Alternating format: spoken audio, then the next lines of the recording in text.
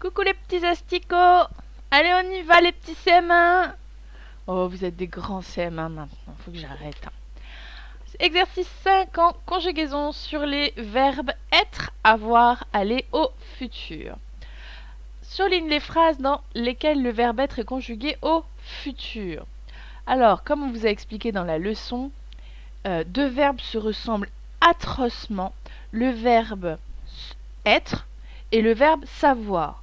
Le verbe être commence par un E, donc c'est celui qui fait je serai, tu seras, il sera, nous serons, vous serez, ils seront. Alors que le verbe savoir, dedans il y a un A, c'est celui qui fait AU. D'accord? Je saurai, tu sauras, il saura, nous saurons, vous saurez et ils sauront. D'accord? Ok. Bah maintenant, dans l'exercice 5, on vous demande de faire la différence entre sera et saura. Serez, seront et sauront. Ok. Donc il faut surligner uniquement le verbe être. D'accord? Au futur. Dans l'exercice 6, conjugue les verbes à la personne du singulier qui correspond. Ça maintenant, vous commencez à maîtriser. Nous devient je. C'est très bien. J'ai entendu. Vous devient tu. C'est bien. Et elle au pluriel devient elle au singulier. Bien évidemment, il au pluriel devient il au singulier. Rien de compliqué. Dans l'exercice 7, et ça, il y en a encore qui se trompent. Il faut écrire cette phrase en remplaçant tu, là, tu seras, tu auras et tu iras. Il faut d'abord le remplacer par je, ce qui va donner l'année prochaine comme je en CM2, jo un cours de natation et jire à la piscine le jeudi après-midi. Et après on refait la même chose avec vous. On reprend la phrase l'année prochaine comme vous en CM2, vous un cours de natation et vous à la piscine le jeudi après-midi. Et tout cela avec un point, c'est mieux. On refait la même chose pour l'exercice 8. On remplace vous par on et on remplace on par nous. Attention, cette fois-ci, il y a deux phrases.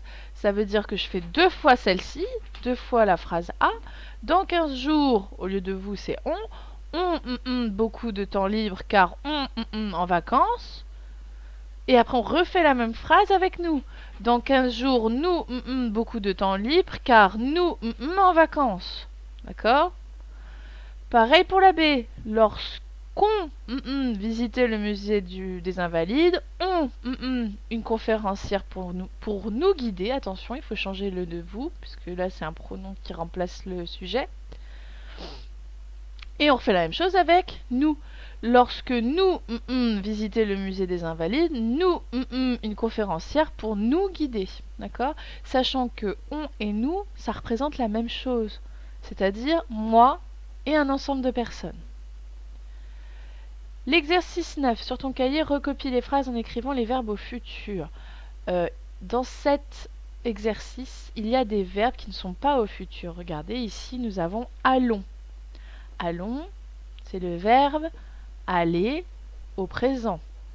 Ici, c'est le verbe être. Ici, au présent toujours. Ici, c'est le verbe avoir à l'imparfait. On le verra juste après, l'imparfait. Alors là, attention, c'est pas le verbe sont qui est conjugué. C'est le verbe sont allés. Qu'est-ce qu'ils font dans cette phrase? Ils vont en Grèce. Enfin, elles vont en Grèce même, d'accord? C'est bien le verbe aller qui est conjugué. C'est pas le verbe sont. Le verbe sont, c'est ce qu'on appelle un auxiliaire. C'est une béquille, si vous voulez. C'est une béquille du verbe aller. Il l'aide à fonctionner. Grâce aux médicaments, vous n'êtes plus malade. Le verbe ici, c'est être. Dans l'exercice 10, on vous demande de conjuguer le verbe entre parenthèses au futur. Il faut bien regarder quel est le sujet. Là, ici, ça va, ça va, ça va. Attention, là. Un de ses professeurs. C'est pas les professeurs, c'est un d'entre eux. D'accord? Dans tous ces professeurs, il y en a un. Vous voyez, regardez, il est écrit là. Un de ces professeurs. Attention, ton meilleur ami et toi, c'est le quel pronom?